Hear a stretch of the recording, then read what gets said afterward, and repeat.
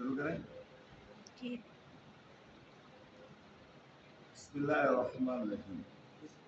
حضرت عیسیٰ علیہ السلام وعلیٰ نبینا علیہ السلام اپنے زمانے کے بہت بڑے زاہد اور زاہد اور تارک دنیا بھی تھے.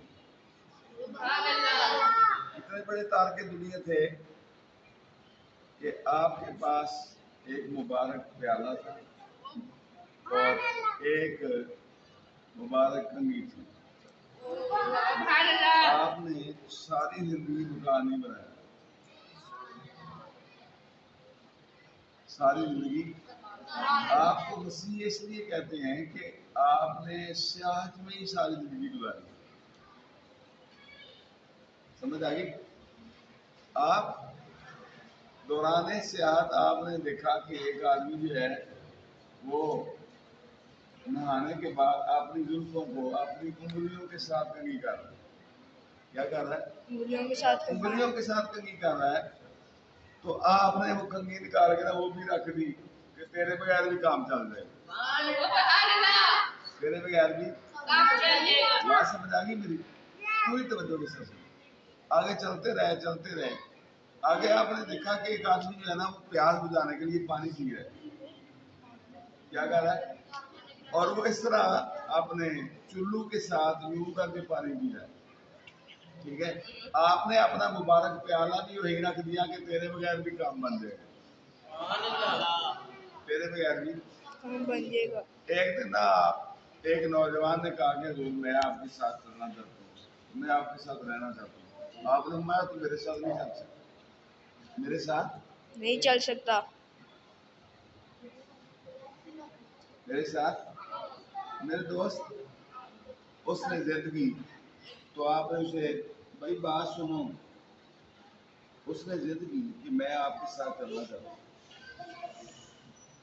آپ کے ساتھ چلنا چاہتا ہوں. چلتے رہے. آپ کے پاس 3 روٹیاں. کتنی؟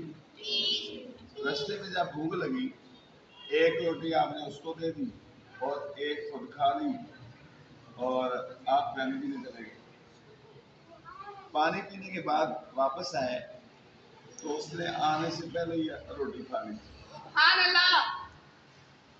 آپ نے پوچھا ایک آپ نے روٹی کھائی ایک میں نے کھائی تیسری کھا لی. تو اس نے کہا مجھے پتا نہیں. چلتے چلتے ایک ندی پار کرنی تھی. آپ نے اس کا ہاتھ پکڑا اور پانی کے اوپر چلنا شروع کر دیا. جب ندی کے پار گئے تو آپ نے کہا کہ اس ذات کی قسم جس نے پانی پہ چلنے کا معجزہ آپ کو دکھایا ہے وہ بتاؤ تیسری روٹی کہاں گئی؟ کہتا مجھے چلتے رہے. صحرا میں گزر ہوا.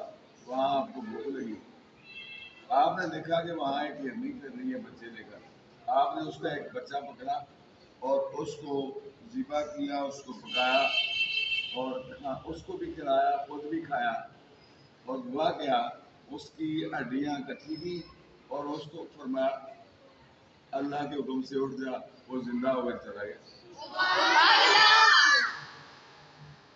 اب آپ نے فرمایا تجھے اس ذات کی قسم جس نے تیرے سامنے مردہ کو زندہ کیا ہے, اتنا بڑا اپنی قدرت کا معجزہ دکھایا ہے, بتا کہ تیسری روٹی کس نے کھائی؟ کہتا مجھے پتہ نہیں.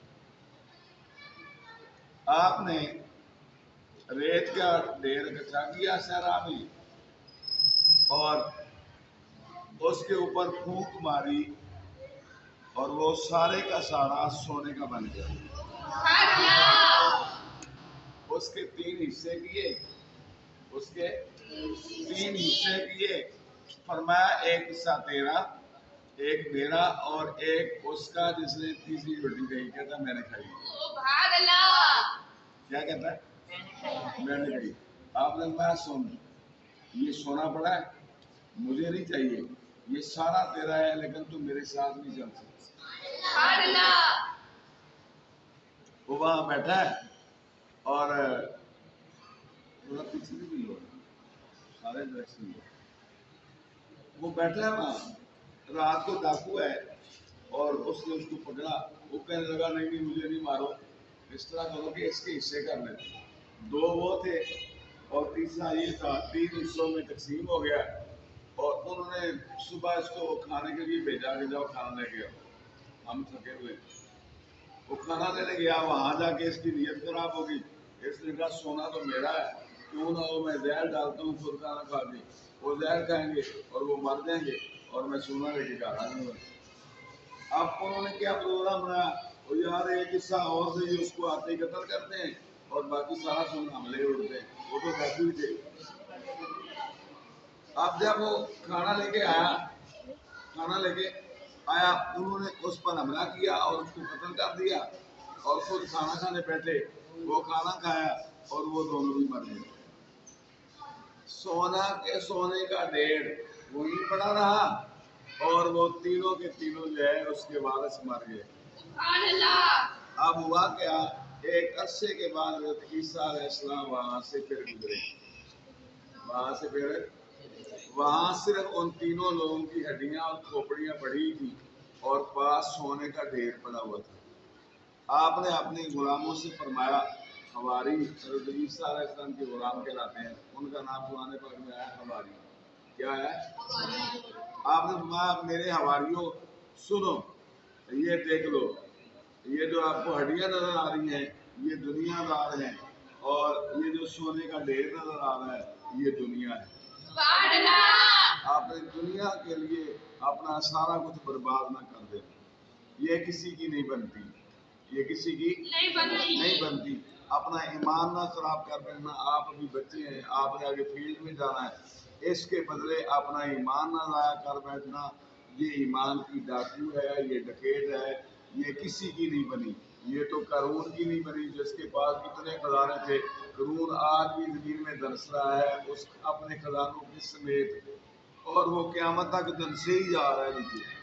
سمجھ آ گئی. اس لیے میرے دوست, اللہ اور اللہ کے رسول پاک کی رضا کے لیے جو بھی کام کرنا ہے, اللہ تعالیٰ مجھے اور آپ کو اپنی رضا کے لیے اپنے محبوب پاک صلی اللہ علیہ وسلم کو راضی کرنے کے لیے زندگی گزارنے کی توفیق عطا فرمائے.